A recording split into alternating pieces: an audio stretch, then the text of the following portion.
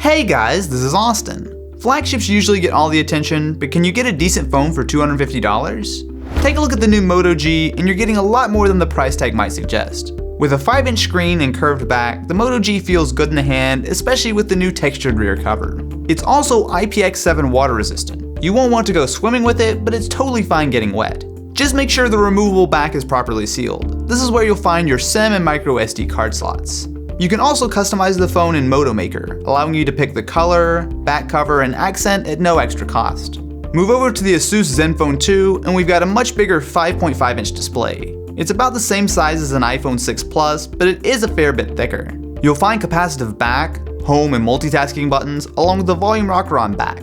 This works nicely, but having the power button on top is awkward, and the button itself is small and usually takes a couple tries to actually press. Pry off the back and you'll find a micro SD and dual SIM card slots, which is a cool extra feature. With the Alcatel OneTouch Idol 3, the first thing you'll notice is just how thin and light it is. It has the same sized 5.5-inch screen, but it comes in over 3mm thinner than the Zenfone, and it's even lighter than the Moto G. It might not seem like a big deal, but with large phones like this, it makes a difference. You won't find a removable back, but you do have a tray for a SIM and micro SD card. Usually budget phones don't have the greatest screens, but you won't find much to complain about here. The Moto G has a 5-inch 720p display that's good. Viewing angles are reasonable and colors are decent. The Zenfone steps things up with a 5.5-inch 1080p screen, and Asus includes an app to fine-tune the colors, although the screen doesn't get as bright as I'd like. The clear winner though is the Idol 3. On paper it looks similar with a 5.5-inch 1080p screen, but it's a terrific looking display with great colors, solid viewing angles, and it gets much brighter than the others. This would be great on a phone at twice the price. When it comes to audio, they each handle things a different way.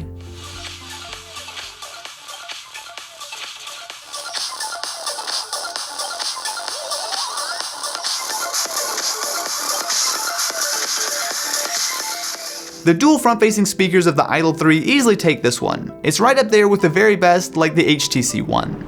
As far as specs go, the Moto G is a little outgunned here. The Zenfone has a powerful Intel Atom processor, and the Idol 3 has a whopping 8 cores. Take a look at Geekbench, and the Zenfone takes a big lead thanks to that Atom CPU, and when you look at graphics, it's not even close, with the Idol 3 and Moto G falling far behind. In actual use, there isn't as huge a gap. Even with relatively weak specs, the Moto G feels snappy thanks to the 720p screen and basically stock build of Android. You'll find a few additions like active notifications to check what's up at a quick glance, but otherwise this is about as close to a Nexus as you can get.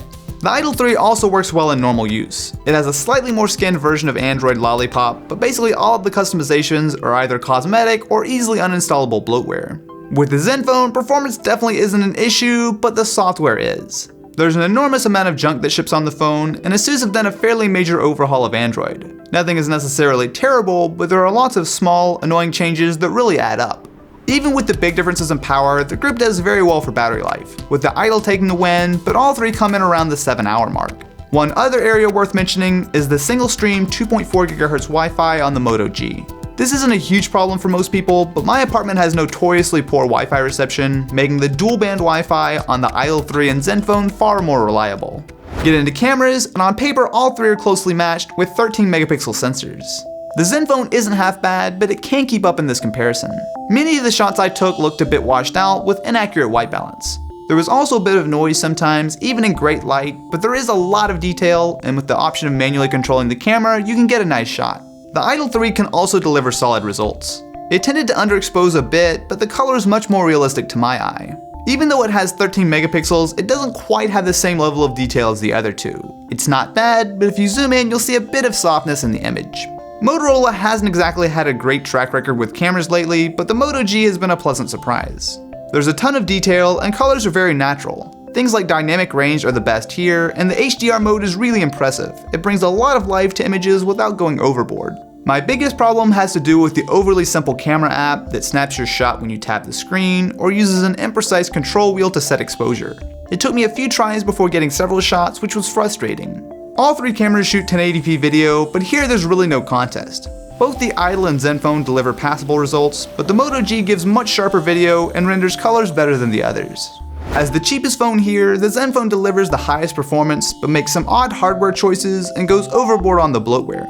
The Moto G delivers a great camera, solid battery life, and an excellent software experience, but the superior screen and speakers, along with the nicer hardware and better performance of the Idol 3, give it the slight edge in this one. The big takeaway is that you can get a really solid phone for $250. You're getting 80% of the flagship experience for a third of the price. Hard to argue with that.